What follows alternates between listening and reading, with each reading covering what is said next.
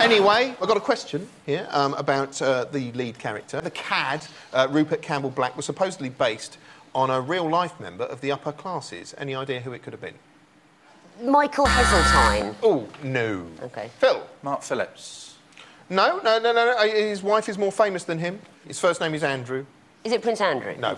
Oh, Parker Bowles. Andrew Parker Bowles. Yes, correct. Point to you. Victoria. Well done. Now, later on in the 90s, we got a lot of sort of pointlessly rude post-pub ladette shows like Something for the Weekend and God's Gift and The Girly Show. Perhaps the worst appeared in 1999 when Channel 4 aired an abysmal late-night quiz in which a famous man removed an item of clothing at the end of each round. Who was he? It wasn't the man himself, but somebody pretending to be him. Hitler? Elvis. Yes, yes, it was.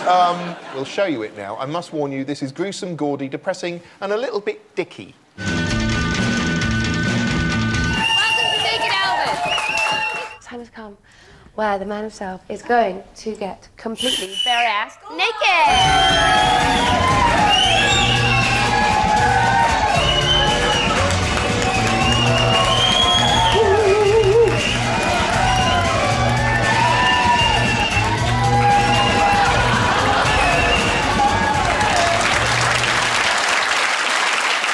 Absolute triumph for human dignity there.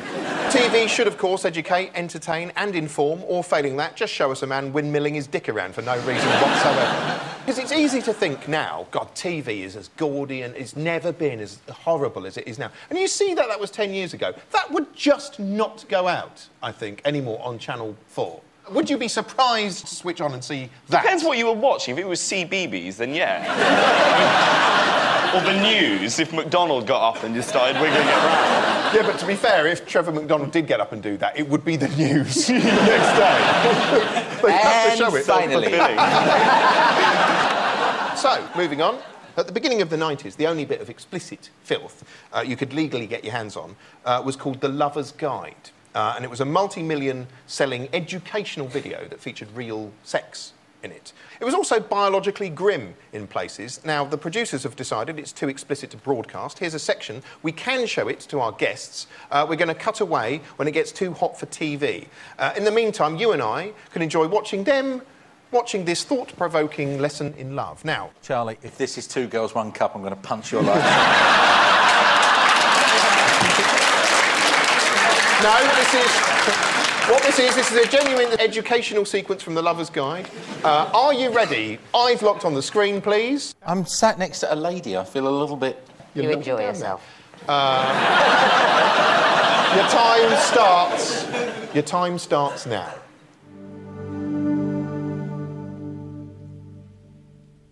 Having learnt about our own arousal and how to appreciate and touch one another naked, it's very helpful to get to know one another's genital geography and patterns of arousal.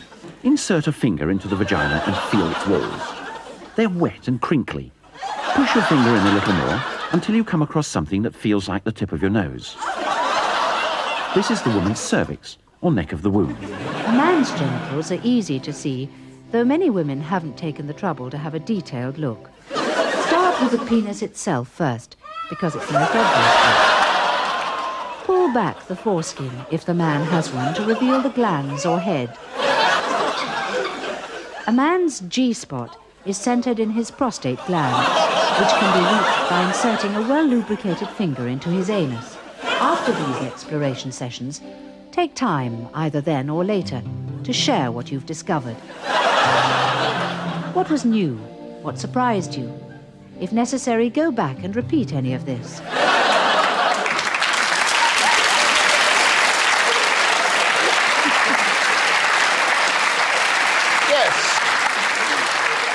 A successful first date there.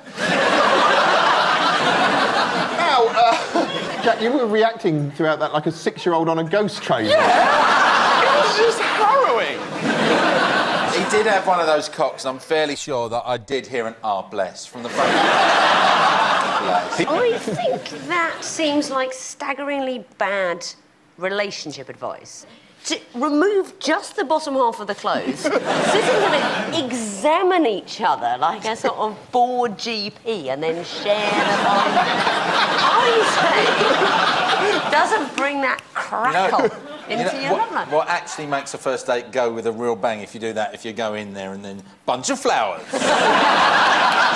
For you. You know what, Jack? I was watching your face throughout that, and your expressions warrant a point. So, point to you. All of which means that at the end of that, Phil and Victoria are level pegging in the lead.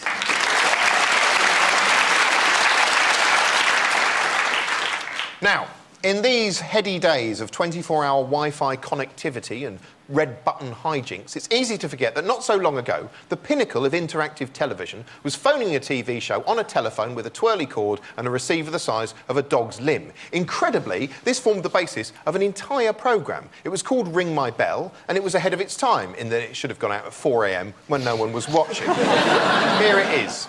Ring My Bell was an electrifying and pioneering experiment in interactive television, disguised as a festival of mundanity in which viewers rang up to talk to random celebs.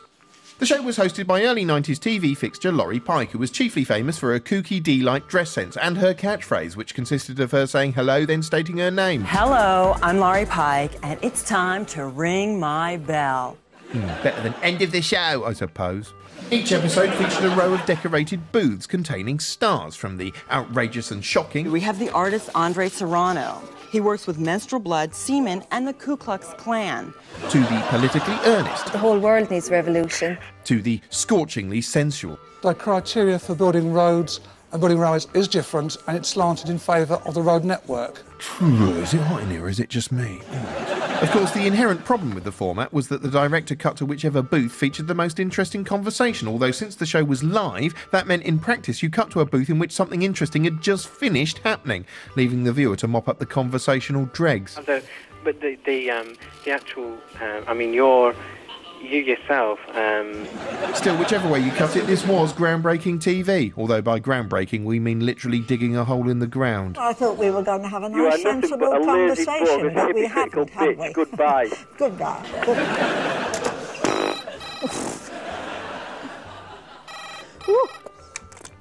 Hello.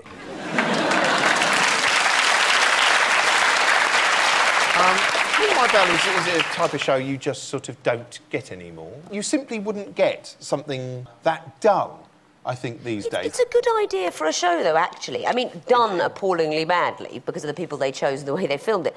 In theory, to have a chat show where it's live and people phone in and ask the questions, they will just ask them anything. You see, now, of course, they'd have technology to make the show work. With the red button technology, you could pick your booth. I'd have tuned into the Mary Whitehouse show and just listened to her booth all night, because it just would have been people going, ridiculous. Hello, is that Mary Whitehouse? Yes, love, yes it is. Mary Whitehouse of the National Viewers and Listeners Association. Yes, love, it is. Fuck off! That 40 times. OK. Got a question for you. Take a look at this man here. He's a celebrity guest on Ring My Bell, fresh-faced little chappie. Who do you think he is? Is he Matt Bianca? Nope. Is he a stripper? Oh, now, you know what? I'm going to give you a point there, Victoria. Well done. He's Carl Robinson. He was a dream boy. If you can't remember who the dream boys were, there's a blank page on Wikipedia to remind you.